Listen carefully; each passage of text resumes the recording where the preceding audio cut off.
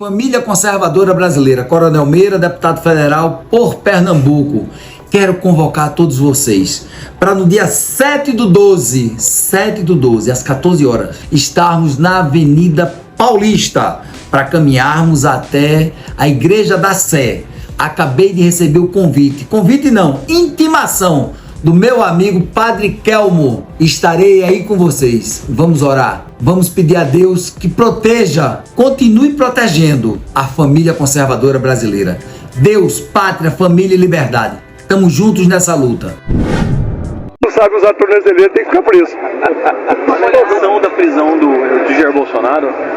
A avaliação que todos viram, ele descumpriu as regras do uso da tornozeleira, é inquestionável isso, e como consequência, se ele não sabe usar a tornozeleira, ele tem que ficar preso. O que o senhor achou daquele soldado? Se ele não sabe usar a tornozeleira, ele tem que ficar preso.